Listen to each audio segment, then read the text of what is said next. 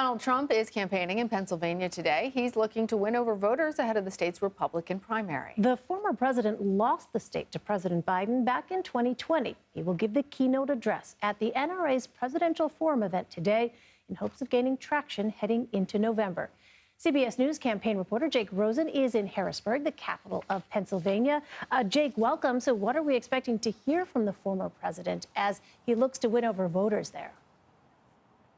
Well, Donald Trump will be speaking to his base. It'll be a very, I assume, red meat speech tonight, talking to, the most prominent members of the most prominent gun advocacy group in the United States. They have about 5 million members. Donald Trump is back in Pennsylvania for the first time in months, as he and his campaign kind of framed this already, like we've seen. He was in Nevada last night, as focusing on battleground states, in addition to hitting Nikki Haley in South Carolina, where he'll be tomorrow. But I assume it'll be a very gun advocate-heavy speech, talking to people here who are at the expo right behind me, who are shopping for guns. There's a bunch of hunting expos going on, and we'll kind of see what happens. He did not mention President Biden and President Biden's controversies last night, but more to come. As you mentioned, it's a battleground state, and the audience that he'd be speaking with at the NRA, giving the NRA's keynote, are likely already Trump supporters. So how does that advance his goals in trying to win over what is very much a purple state? Well, that's right. President Biden won in 2020, and, the candidate that Donald Trump supported in 2022, Dr. Oz, did not win.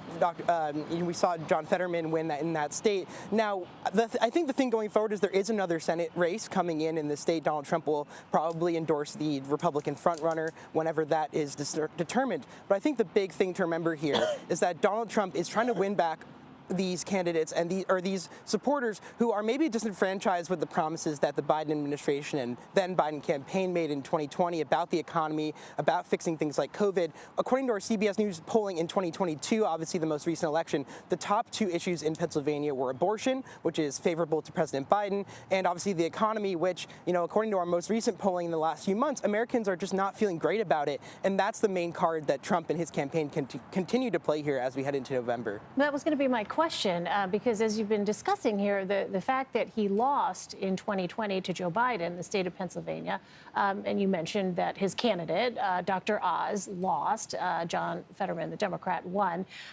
Is the economy really the primary avenue they see of making inroads there with voters in Pennsylvania? Well, it's certainly one of them, right?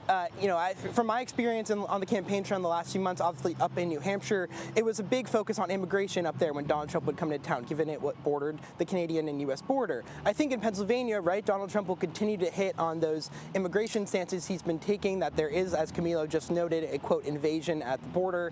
I think focusing on jobs and the economy is still the strongest thing to do here, especially when, President Biden has visited the state a couple times, but Donald Trump's hoping to kind of outflank him on those issues and say, remember back in 2019, 2018, probably pre-COVID, right?